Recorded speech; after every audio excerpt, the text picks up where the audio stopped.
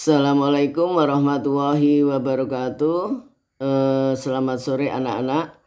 Pada kesempatan sore ini Ibu akan mengupas sedikit ya garis besarnya untuk teorema Pythagoras, karena teorema Pythagoras ini adalah materi yang paling simpel dan hanya mempunyai satu rumus, yaitu kuadrat sisi miring sama dengan jumlah kuadrat sisi siku-sikunya. Jadi kalau mau diuraikan lagi maka ada 3 rumus. Yang pertama, kalau yang ditanyakan sisi miringnya maka sama dengan jumlah kuadrat sisi siku-sikunya. Tetapi kalau yang ditanyakan itu adalah sisi siku-sikunya, maka sama dengan sisi miring kuadrat dikurangi sisi siku-siku yang lain. Jadi kamu harus mengenali mana yang sisi miringnya, mana yang sisi siku-sikunya. Jadi kalau yang ditanyakan sisi miringnya maka jumlah. Tapi kalau yang ditanyakan salah satu sisi siku-sikunya, maka sisi miringnya dikuadratkan dikurangi sisi siku-siku yang lainnya. Jadi konsepnya hanya satu ya, kenali mana sisi miringnya, mana kedua sisi siku-sikunya.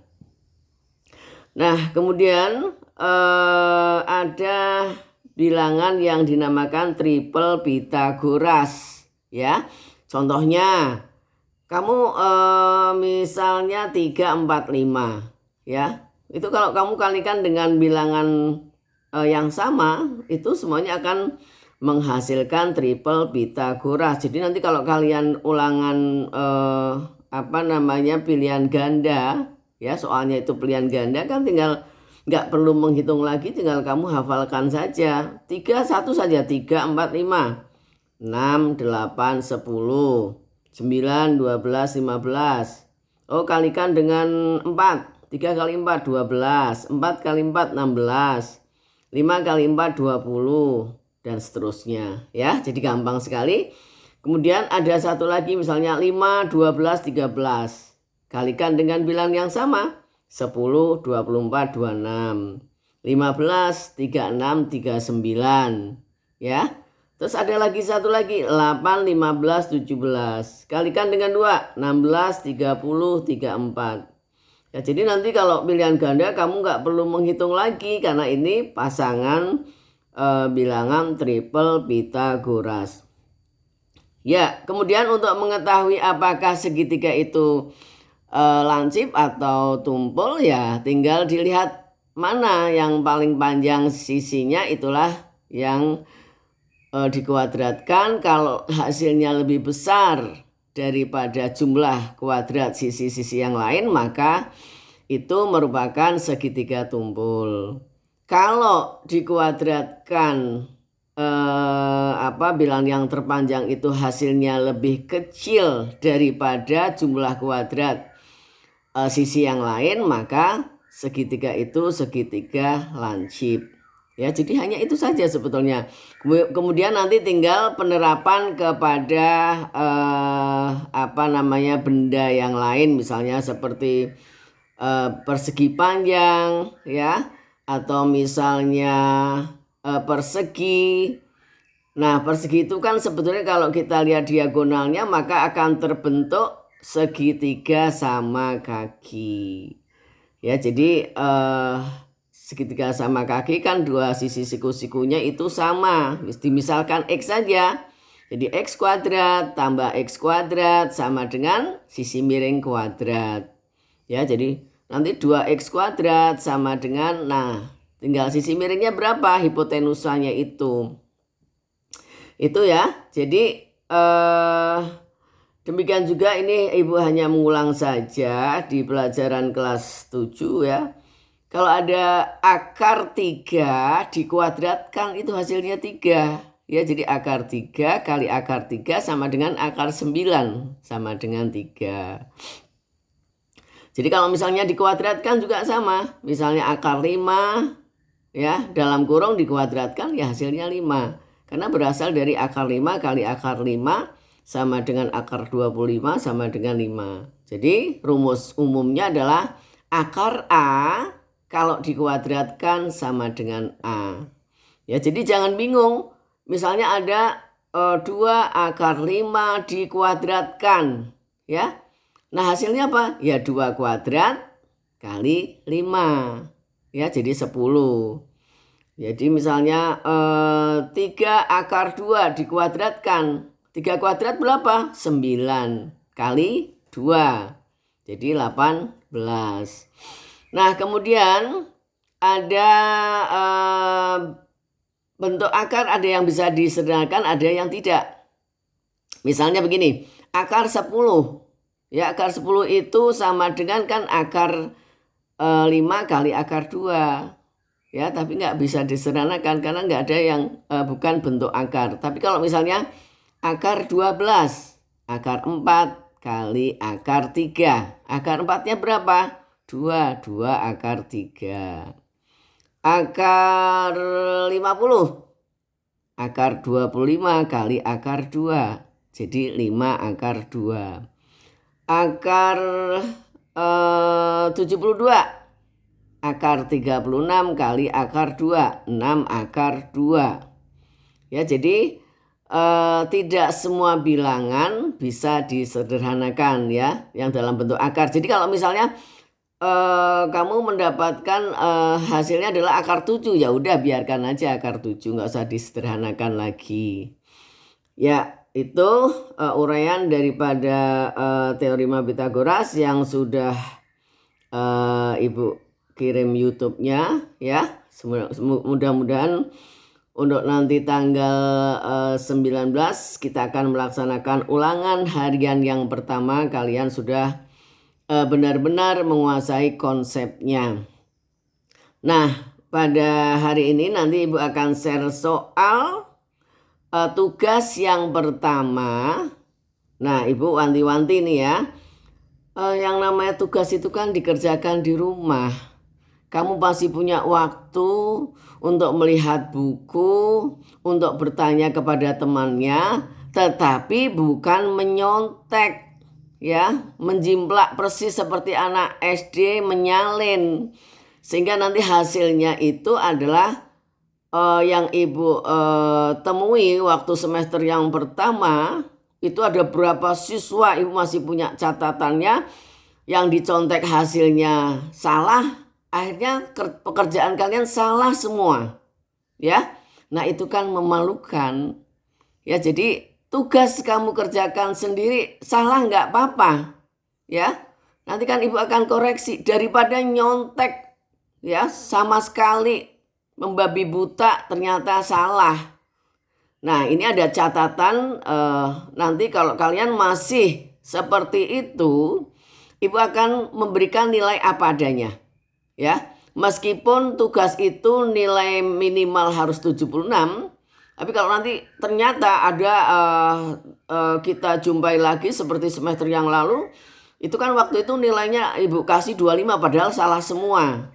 Ya, Ibu tidak akan mengulang lagi, nggak akan Ibu berikan remedial bagi anak-anak yang saling menyontek dan saling bekerja sama dalam hal-hal yang tidak baik. Itu akan merugikan kalian sendiri. Kenapa sih? Kamu kan masih bisa melihat buku, atau paling tidak gunakan logika lah.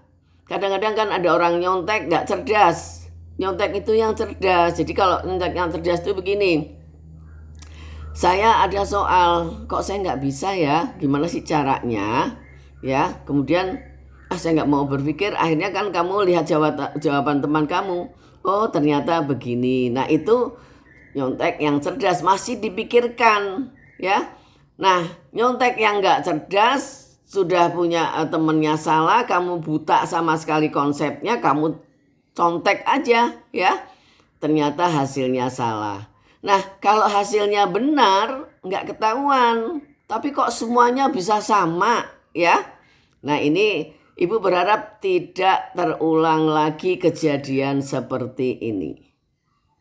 Kemudian file yang sudah Ibu kirim ya, yang di dalamnya ada catatan 10 mata pelajaran ya, dari agama sampai dengan prakarya, semuanya di sana. Ada UH1 ya, kemudian UH2, UH3 ada di sana, sampingnya perbaikan. Kamu tempelkan di tembok, jadi Ibu tidak melihat lagi yang namanya kamu pertanyaan, Bu saya remedial apa enggak? Bu saya remedial yang ulang yang keberapa? Tidak ada lagi seperti itu. Jadi kalau misalnya nanti ada remedial, Ibu share aja ya soal remedial. Kamu merasa belum tuntas, silahkan ikut. Jadi Ibu tidak ingin melihat data-data kalian. Ibu mengumumkan si A, si B, si C, walaupun Ibu punya lengkap ya. Jadi tidak akan terjadi seperti itu lagi karena Ibu sudah bantu dengan file tadi ya. Jadi untuk ulangan harian yang pertama ya, usahakan karena ini materinya itu sedikit ya, maksimalkan untuk dapat nilai sempurna ya. Kemudian untuk tugas ini Ibu beri waktu 1 minggu ya, dimulai dari hari Jumat berarti sampai Jumat depan. Nanti kan di sana akan terlihat mana yang anak mengumpulkan tanggal berapa, kan di sana Ibu catat. Jadi misalnya si Ahmad ya, ulangan tugas yang pertama, di sana kan ada kolom tanggal ya, ini di catatan Ibu sendiri. Kamu kumpulkan tanggal berapa, meskipun Ibu kasih waktu seminggu, ada yang nanti, ada yang pertama. Nah itu nanti nilai akan beda dengan anak-anak yang mengumpulkan belakangan. Jadi jangan kaget nanti kalau misalnya walaupun soalnya cara jawabnya sama tapi kok nilainya beda. Kenapa? Karena biasanya soal untuk esai itu yang menggunakan cara, pasti sana kan ada diketahui, ditanyakan, jawaban itu kan ada rinciannya di sana. Mana yang harus kamu kerjakan dulu ya. Jadi rinci. Nah itu yang paling kamu mau dapatkan sempurna, itu juga Ibu lihat dari cara pengerjaan kalian ya. Tulisan juga yang rapih, jangan asal-asalan gitu kan. Nah itu mencerminkan kepribadian diri kamu sendiri. Ibu lebih menghargai anak-anak yang misalnya mengerjakan tugas ya, salah, ini tolong diperbaiki ya. Baik Bu ya, kamu perbaiki. Salah lagi, Ibu ulangi lagi, nggak apa-apa. Daripada sudah Ibu bilang diperbaiki ya, baik Bu, tapi nggak dikerjakan. Ya jadi hanya dijawab saja tapi nggak dikerjakan. Nah, itu salah satu poin yang Ibu nilai ya. Jadi kamu kalau sudah janji sama Ibu mau diperbaiki ya nggak perlulah Ibu tagih-tagih, apalagi kalau ditagih. Ya yang terakhir adalah absen. Ya, di sini ada catatan absen, mana anak-anak yang telat dan memang anak sengaja yang menelatkan diri ya. Selalu harus Ibu tegur setiap hari. Kamu kan udah besar dan sekolah ini, PJJ ini kan tidak libur. Jadi jangan seenaknya bangun kesiangan yang harus dibangunkan orang tua. Jadi tolong ya, kamu bukan anak balita lagi tapi sudah dewasa. Jadi kembalikan bahwa tugas pelajar adalah kewajibannya ada belajar, sehingga timbul kesadaran dari diri kalian sendiri untuk mencapai prestasi yang maksimal ya. Bapak, Ibu guru atau wali kelas hanya bisa memberikan bimbingan, arahan dan memotivasi.